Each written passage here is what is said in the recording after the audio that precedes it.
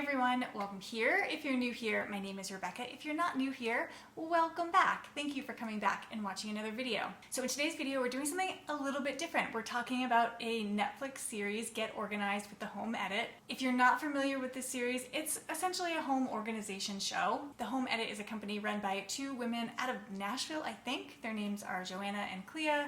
They sort of rose to fame on Instagram. And if you haven't seen their Instagram, go check it out. It's beautiful. One of the pillars or foundations of how they organize is in rainbow color, so they have very aesthetically pleasing Instagram photos. So season 2 of their series was just released on Netflix, and I feel like I keep getting questions about this both online but also in my real life. People are like, have you seen this show? I feel like you would love it. So I thought I would sit down today, talk a little bit about the show, what I like about it as a minimalist, what I don't like about it as a minimalist. So yeah, let's dive right in. So obviously, if you've been around here for a while and you know me, I love organizing things. Of course I like this show. Of course I like to watch this show. It's really satisfying to watch somebody's space get organized and see how that transforms their life. This show I find particularly entertaining, mostly because I think the two hosts of the show, Joanna and Clea, are so fun to watch. The way that they interact with each other is really fun. They're super entertaining. And without them, this show would be honestly like a little bit boring. Like, who cares about all the stuff in between? You kind of just want to see before the organization and after the organization. So what makes this a show and not just like a series of before and after clips are the way that those two interact with each other and the fact that they can be so entertaining. And the second thing that I really like about the show is that there really is this emphasis on our objects meaning something to us. They're not just possessions, but they're something to be celebrated. The show has this very funny way of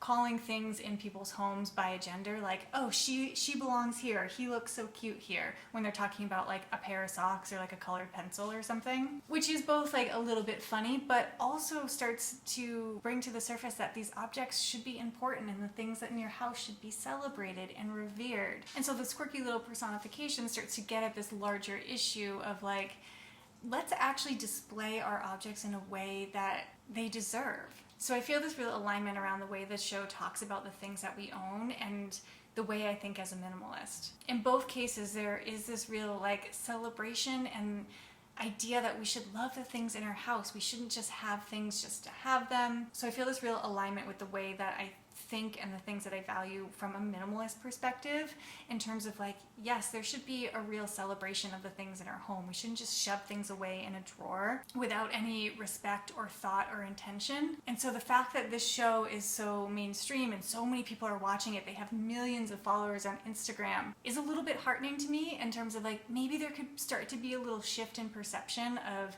how we care for the objects in our home. I also love that they have a very clear, easy to remember, easy to follow system. So in every episode they talk about the 3 steps that they use: edit, categorize, and contain, which I think makes this whole thing a little bit more approachable to people. If it's only 3 steps, it feels like something that you can do at home. And those 3 concepts I think are really easy to grasp. When I think about, like Marie Kondo, who's the other big one in like the decluttering and organizing mainstream space, some of the ideas in her method of like understanding what it means for an object to spark joy, or how to greet your space or thank an object, they can feel a little, I don't know, like hippy dippy almost. So for the steps of the home edit method to be so crystal clear, like edit, categorize, contain, that's something that everyone can kind of latch onto and grab onto and understand really easily. So those things are really things that I love about it. I was highly entertained by it. I watched the entire 2nd season on Netflix in like 3 days or something like that. I was telling myself that I was binging it because I was gonna make this video, but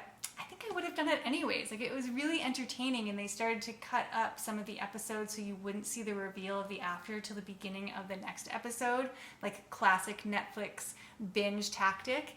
But it totally worked. All that said, as a minimalist and as somebody who tries to live a more sustainable life, there are some of the things about the home edit that like, they're just a little cringy to me. So first of all, it really seems all about the reveal. Like, it's all about the big after picture of everything. And a lot of this could just be, things are edited together for TV in a certain way, so I'm not going to pretend to know what happens behind the scenes, but to the viewer, it looks like the home edit isn't actually imparting very much wisdom on the person who's getting their house organized in terms of how to do this. They go through the edit process together, usually with their client, but that usually looks like, you know, them holding up something and the client saying either donate, trash, or keep. But there's no real dialogue there, at least not on camera, to talk about how to edit, how to evaluate an object, how to understand if something adds value to your life. And really, it seems like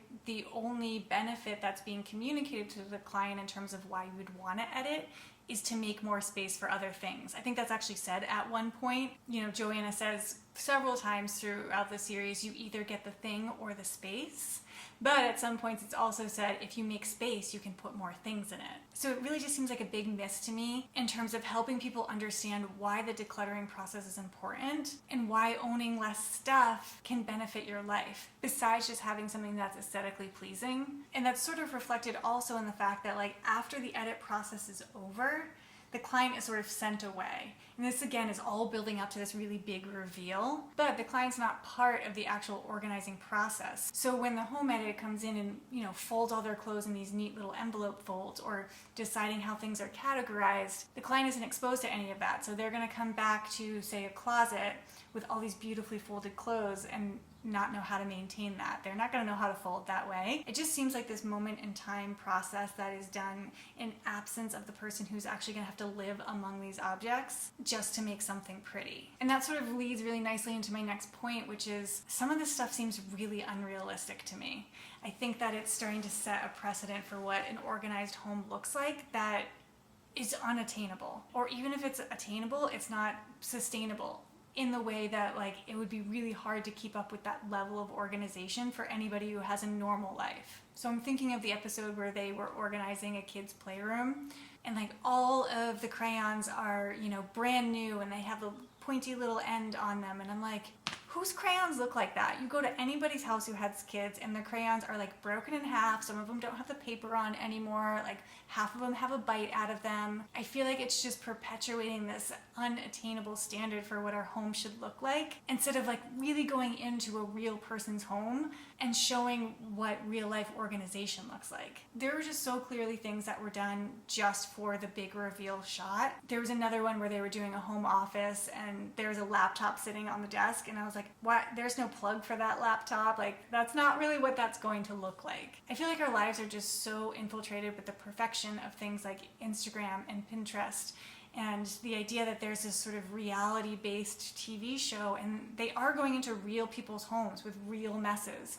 They also are doing celebrity homes, which is sort of a whole nother category of not real life for most people, but they do go into real people's homes, but to stage them in a way that feels so unrealistic, it just is like...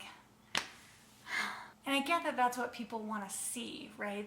The sort of aspirational nature of that is really understandable. But at least for me, like, I like to see myself reflected in these types of things. It's why I like watching these types of videos on YouTube, because I do feel like a lot of that is very real. And I guess I'm going down a whole rabbit hole of my disappointment with reality TV not being that real.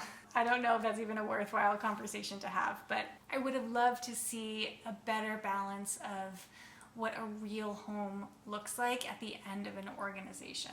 All right, let's talk about the biggest thing, the thing that I just was cringing about the entire time. They call it product. If you've seen the show, you know what I'm talking about. Oh gosh, the product. One of the pillars of what they do is contain. Something I do in my own home all the time. I definitely have containers that things go in, but this is just like above and beyond. First of all, every house they organize, they come in with brand new product. And this usually takes the form of plastic or acrylic containers. In most cases, they also use some baskets, which, by the way, is from their own home edit line that's at, I think, the Container Store and Walmart. And listen, like, no shade at all for promoting your own product. I totally get that. But the amount that is used is mind-boggling to me. The thing that gets me is like having a container and then putting what they call a little baby container inside that, and then putting one thing in that container. Or dividing up a container that has all the same stuff in it just to have dividers between it. The level at which they sort of divide and subdivide and use so many containers is part of how they achieve the aesthetic, but like, if every house in America did that, it melts my brain to think about the amount of products that need to be produced in order to achieve that. For instance, if you're going to store like one stick of deodorant, why does that need to be in a baby bin that's inside a larger bin that's inside a drawer? And you have to go out and buy a brand new bin to do that? No. Stop it. And really, these containers are the star of what they do. Everything looks like chaos until the product comes in and they start putting it into bins. And what's sad to me is that there's so many other ways to do it. Everybody gets packages delivered. We have boxes and bags and things always coming into our lives. Why are we not reusing those? And there's even ways to make those aesthetically pleasing, like give them a little spray paint. Cover them in some paper. By the end of binging season 2, I just was on complete overload of like the amount of things that were being brought into someone's house and the amount of things that people were keeping and the ways that we're just trying to find to make space in our houses for everything. Like, oh, it's hurting my heart. What's sad to me about this is that this is so mainstream and it's so popular, and there's not a lot of other voices out there at this level. People are going to start to equate organizing with buying plastic bins. And yes, I know they do have a bamboo line. Part of their product is from a sustainable material, but one, that is rarely shown. Even if you just scroll through their Instagram really quickly, it's all plastic bins. And two, just because you're producing one sustainable product doesn't replace the fact that the majority of what you're producing and selling is acrylic. And not only was there a massive amount of product brought into a home where they were already trying to organize a massive amount of stuff, in some cases, at least to the viewer, it looked like they were bringing more stuff into the house to round out an aesthetically pleasing, organized space. So an example of that is they did like a produce bar almost in somebody's pantry, and it was in rainbow order. So they needed fruit of all different rainbow assortments to make that look the way they wanted it to look. And I don't know this for sure, but I only saw some of that produce in the house to begin with. There wasn't a pineapple and 45 limes and 50 lemons hanging out, but there was at the end. You know, same thing with all the brand new crayons and brand new markers in the playroom that they did. They're buying new stuff to make the space more organized instead of just organizing the things that are in the space. This also sort of came to light when there was a clip of Clea, who's one of the hosts, in her own home with her family, and her kids are in the pantry, and it's this very cute moment of her kids helping her make a list of what to buy at the store, but they were just looking at the rainbow order and saying like, we need purple snacks and we need orange snacks. Why are you buying your snacks by what color they are so your pantry looks good? To me, that just felt really in opposition to all of the things that I talk about and I value as a minimalist in terms of being intentional with the things that you bring into your house. I mean, I guess you could say there's intention in wanting a rainbow pantry, I guess, but buying purple snacks just so that you have purple in your rainbow, I'm having a hard time wrapping my brain around that. So, in conclusion, I really enjoy this show. I think Joanna and Clea are really entertaining. It's really fun to watch the before and afters of getting a space organized. I love that as much as the next person. But at the same time, I'm sort of saddened that this is the loudest voice in the intentional organizational space. You know, there's some things that really resonate with me in terms of really celebrating your objects, but I really wish there was more empowerment of the people who are actually getting their space organized so that they have the skills to keep it going after the home edit leaves, and just a little bit more mindfulness and thoughtfulness for the earth. All right, that's my review of the home edit. If you haven't watched it, go check it out. Let me know what you think in the comments down below, and I will see you next week. Bye, everyone. Hi. Hi. Hi. Hi. Oh my gosh, it's so hot. Okay. Nope. I'm melting. Here we go.